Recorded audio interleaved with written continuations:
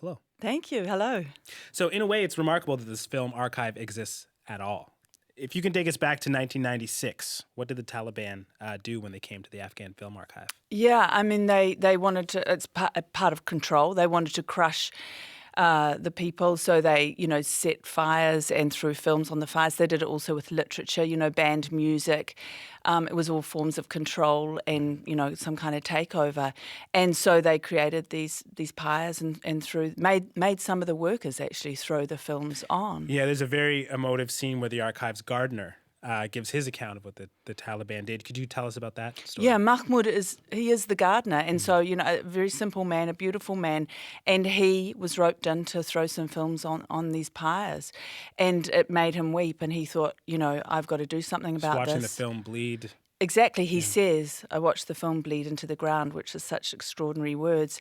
And he realised that they had to do something about this, and he and three of his colleagues then risked their lives building a fake wall inside one of the rooms and then put all these films in there, thousands of hours of films, and then boarded up this room. And he told his wife, and she was absolutely petrified because he just did literally risk being hung. It's amazing, though, the lengths they went to try and save these films. Why do they do it? Why do they risk their life to save film? I think for me, coming from New Zealand, the attraction of telling the story was because of this deep culture in Afghanistan. It's a very old country. They have a wonderful literature, poetry kind of history. And so their appreciation of their culture is really intense, and it's really it's authentic. And so even down to the gardener, he knew the value of these films and was prepared to risk his life to save them. Because also Afghanistan has something like 70% illiteracy. So anything that is going to be shared or moved on to the next generations, the visual is going to be the strongest form. And so many of them realize that this is so important to save these films. As you were describing, they built like a fake wall in the archive. Yeah, that's right, in one of the rooms. And they literally wallpapered it, painted it, so it looked just like a continuation of the hallway. But they also hid films in the ceilings. And there's a really interesting scene in the film. I was literally interviewing one of my other main characters, Arafi, and you can hear me a little bit in the audio. I'm sort of going, shh, because this guy comes in from the side going, you've got to come with me, you've got to come with me. And I thought, what's he bugging us about? And he dragged us out, and they were putting in telecommunication lines in the ceiling and found two films hidden there that had been there, since the 90s. One BBC critic described your film showing culture as a battleground. It's kind of what you were describing with what the Taliban was doing to books and film. Would you say that's accurate? Absolutely. And I think that works on both sides. Arafi, my main character, that's how he sees the films. He thinks his country can only move forward. That's the head of the film archive. Yes, exactly. And he believes his country can only move forward by understanding itself, its past, where it was, the possibilities that it had before the Taliban, before, I would say before the Russians kind of came in, and the evolution towards the Taliban, and so he wants to remind his people that we can be something great again. And in the film, you follow the archivists as they screen these films in remote villages in Afghanistan. What kinds of films are we talking about here that they showed? So they have something like 8,000 hours of Afghan films. They have 14,000 hours of films from all over the world. But they have drama, documentary, uncut footage and unprocessed footage because they no longer have the equipment to even process some of these reels. And so they took, one of Arafi's moves is every 6 months he wants these films to go out into the communities, to the safe areas of Afghanistan, because a lot of it is Taliban controlled. So to take them out and to show them to the people. And so these beautiful dramas, documentaries, reminding the people that there was a freer world in their past. From which decades are most of the films coming from? Most of them are from 60s, 70s and 80s. That was the boom time of production. And Afghan Film Archives was actually like a studio. They were a production house. They made all the films as well. And out of this wonderful group of people, there was Arafi, one of my main characters, and some of the other minor characters, but also people like Sadiq Barmak came out. Now, he directed Osama, that won at Cannes in 2003. Wow. So an incredible history of filmmakers who, largely a lot of them were then crushed by the Taliban. What was the response like in these villages when you're rolling out the mobile cinema? It was twofold. For me personally as a filmmaker, I've now been making films for 20 years, and it sort of rekindled my love of this film, of film for me, because while I love it, of course I love my job, but it made me realise the power of film, seeing those films being projected and the faces of the people, and also that it brought everybody from the village. Yes, okay, the women were standing in a different part, but children, the old, the young, everybody came and they sat, and the wonder on their faces just, made me feel really, this is important. This is something that I will continue with. Was it an unusual reaction you were seeing from the people in the villages? Like you talked about wonder and... Yeah, for me, I was surprised that people were so much more open to it than I thought. I mean, there's a drama film where a woman is, clad as she would be in my country, but, scantily clad in comparison to Afghan women. So I wondered if there would be some shock and some censorship going on there, but it seemed that when we put up the screens, people just came out and they sat there as long as we were playing films. What kind of risks were the archivists facing doing that work of rolling into the villages with the films? It is quite risky. In fact, Arafi was at the world premiere, was in Venice last week with me, and he has just been airlifted out of the country, evacuated, and because of safety, they have cancelled the mobile cinemas for this season. They're going to do it every autumn and spring, but he's just had to cancel it. So there are real risks involved with their safety and the fact that they are taking films out into the regions. But he's adamant that they're going to continue as much as they can. What kind of risks were you taking? You don't go to a country like that without knowing that there are some risks, and definitely we met them. But I don't have security, I don't stay in hotels, I don't hang out with expats. I just catch... You have your rules. Yeah, and I just lead a very... easy kind of, just as much like a local as I can. And it's just me and my cameraman, Jake Bryant. It's just the two of us. So we can operate quickly if something happens. We can change, and move and get out of there if we need to. But there were definitely some instances when we went out on the mobile cinemas, the van broke down, carrying all the films at one stage. And we were in a Taliban area and it was very frightening. And the driver said to me, put your burqa on and stay in the car. Because the big thing is kidnapping, because it's a form of fundraising. And if they'd known a foreign woman was there, I don't know what would have happened. And so that was a very tense, quite a few hours we were there for, and it grew dark as well. So there was that. I was caught in a gunfight at one stage. So there are instances like that, but I knew that would happen. And we have the bomb that goes off that you see in the film. But I knew, I thought over 2.5 years of going back and forth to Afghanistan, something was going to happen. So I was prepared for it. Why were you willing to run those risks?